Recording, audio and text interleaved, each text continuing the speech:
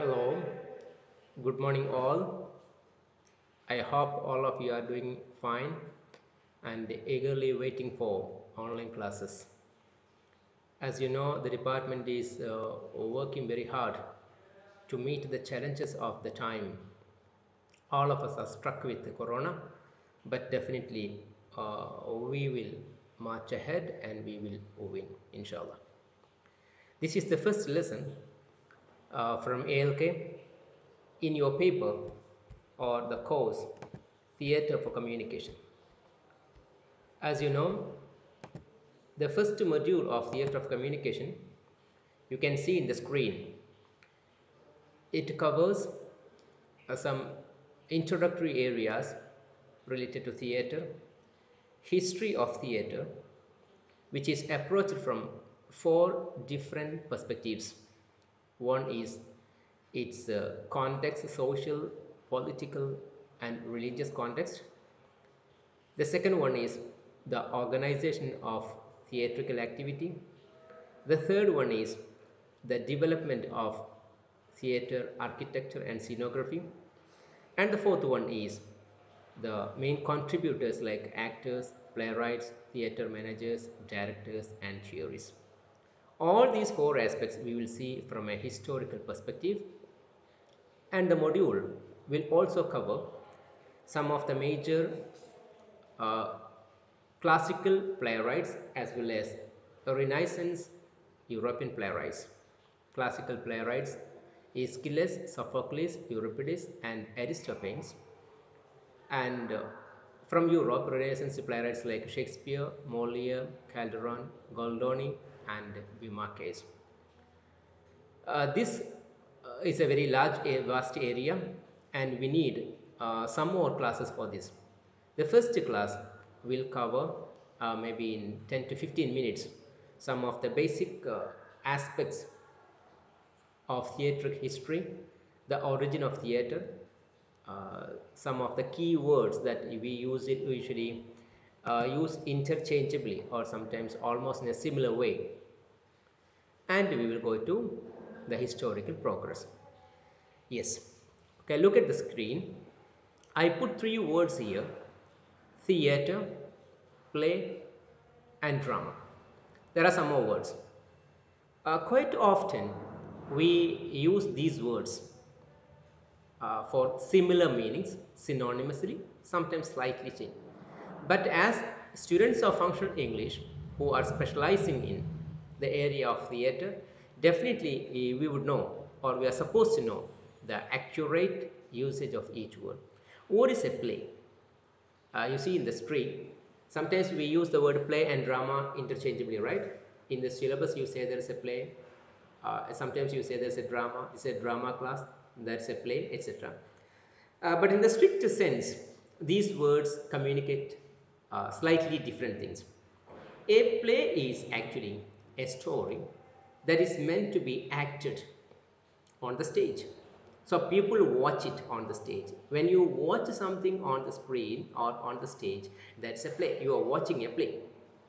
Then what's a drama? Drama is the text. So if the drama class is done in your physical classroom, the teacher is looking at the text, you are also looking at the text, you are reading it, you are enjoying it, then you say that you are having a drama class, you are reading a drama. You don't read a play.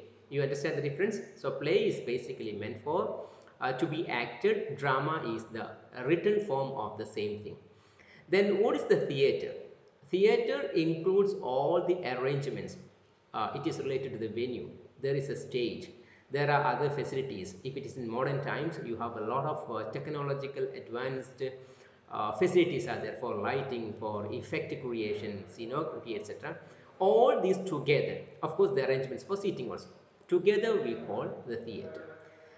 So it can be a play, a drama theatre, it can be a movie theatre. And what's a cinema?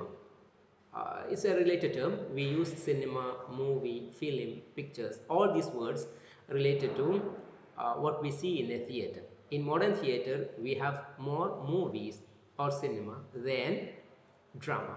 Cinema is just like the word theatre. It is used for the arrangement, the structure, the thing. Whereas what is movie? Movie is the thing that we see on the screen. Film also the same. And in British English, sometimes they call it pictures, because a movie is a combination of so many moving pictures. That is.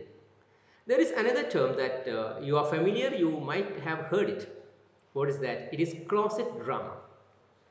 Don't laugh. Closet doesn't mean the European closet or Indian closet. That closet. Closet actually means a small room, a private room. That's what closet means. So a closet drama is a drama meant only to be read, not basically for play. Meaning that sometimes people write plays, dramas to be acted. For example, Shakespeare wrote all these dramas to be staged. Later, of course, because of its greatness, they have been printed, reprinted, and spread all over the world. And nowadays, Shakespearean plays are more read than watched. We know that because it's a part of syllabus. But closet drama is not meant for to be acted. But inside the text, there will be all detailed description about the stage directions, movement, this arrangement, that arrangement. All these things will be there, but it is meant for a drama in your mind. You are creating a stage, but you don't see a stage. What's a musical theater? All of you are familiar with a modern form of music, a musical drama, that is ballet, right? You know ballet dance. It's very familiar. It's a French form, and it's very interesting to see also. It requires a lot of acrobatics, and such a type of theaters where musical performances. Musical performances also can tell you stories. In India, we have certain forms. You have a you have Atam, you have Ottam Tullal. All these types are musical performances followed by some other instruments or songs or music, etc. And such theaters which are meant only for this type of performance we call musical theater. Then generally nowadays we use the word performing arts because of the variety of so many items related to this. We use a common form, a common nomenclature, performing arts. Performing arts can include all this. So what I was telling is, as students of literature, especially specializing in this type of a paper, we should know the accurate difference, and we should be able to differentiate all these terms. Now let's move. There are so many subcategories, so many type of theaters are there.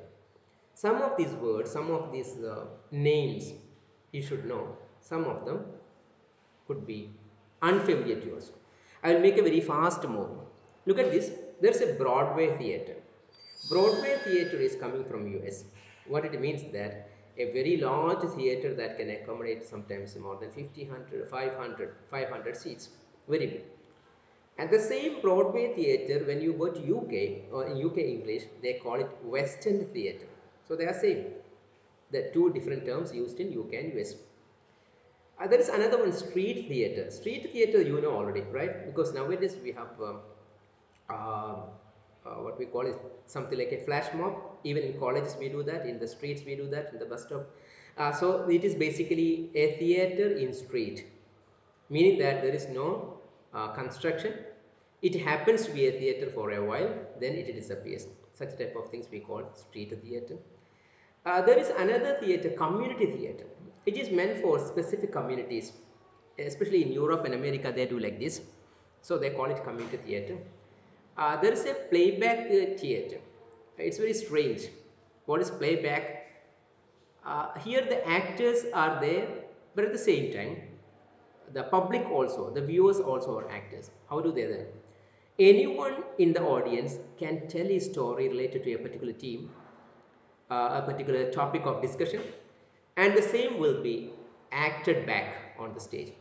A good example is, I have put an example here.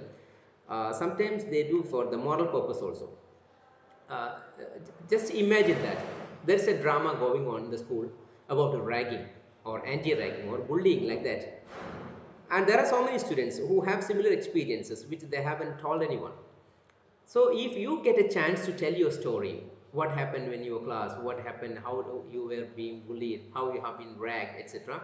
You tell the story and the actors will reenact this, redo the same scene on the stage, so that it will be more realistic and it will be more effective. That's what a playback theatre, but it requires high skills. There is another one, dinner theatre. Just like the word mean, there is dinner and there's a theatre. So the primary motive is dinner, and theatre is a kind of pleasure. So it's a pleasure scene accompanied by dinner, or another way you can say it's a dinner accompanied by a show, a theatre show. There is another one which will be a little bit difficult for you to remember. It is called fringe theatre. So what is this fringe theatre? This term comes from the Edinburgh Festival Fringe. Uh, it started from 1947 onwards. It has been called a festival adjunct in London. So there is a main Edinburgh Festival, but related to that, there is a fringe festival. So this is not main. It is a small scale and it is non-traditional. That's why they call it fringe theatre. That also is a name that you have to remember. There is another one, look at the screen, off Broadway. You have already learned the Broadway, it is very big. So off Broadway means smaller than Broadway, or if your seating capacity is less than 500, they call it off Broadway. Off West End, that is the name for the same off Broadway in UK. That's what they call it. And there is another off Broadway. What is that? It is the name that they give in the US English for what we call fringe in UK English. There is another one, regional theatre. Regional theatre is the name that usually used in American English, or sometimes people call it resident theatre. What happens here is professionals or semi-professional theatre company, they produce their own seasons, often outside big cities, and quite often they are done by non-profitable organization for social cause. So they call it regional. It is not in the main land, that's why it is regional. There is another one, summer stock theatre. This is used in US. It is because of the season, because it appears only in summer season. So what I mean is, all these names are there is possibility that these names may come across your readings. So don't worry, these are just naming related to what they are, how they are, when they are, where they are, etc. Clear now? Now the next topic that we are going to do is about the etymology. We have a word drama, we have a word theatre, etc. The word drama is coming originally from the Greek word dram. It means to act or to do. So drama means something acting. And the word theatre, it comes from another Greek term. You can see the spelling on the screen. It is thestai. It means to see, to watch, to behold. So theatre is a place where you can behold. Drama is something that you act. So the word comes from there. Theatre refers to the actual production of the play on the stage. Remember that. So the next slide we will differentiate between what is a theatre and what is a drama. The primary difference is theatre is where you have the actual production of a play. A drama is the text of the play. Understand the difference? So theatre requires there should be stage, there should be actors, we have background, there should be lighting, there should be other effects, and of course there should be audience. Without audience there is no theatre at all. And look at this slide, then you will find the difference. The slide will give you some juxtaposition of some features of drama, some features of theatre. Drama is the script, as I told you, of the play. There is, when you read the drama, there's a direct interaction between the reader and the dramatist. So you are creating an idea in your mind. You are visualizing the scene, you are visualizing the murder, you are visualizing the live scene. the love scene, you are visualizing the fight, etc., because there is no one to hinder you or prevent you. Whereas, okay, let's continue. And the interpretation of the play depends on the reader. The reader is a full free bird. You are the one reading it, you are the one making sense, you are the man making interpretation. So when you think about the description about the heroine, your mind picturizes a beautiful heroine or a very cruel villain. You don't see anything on the stage.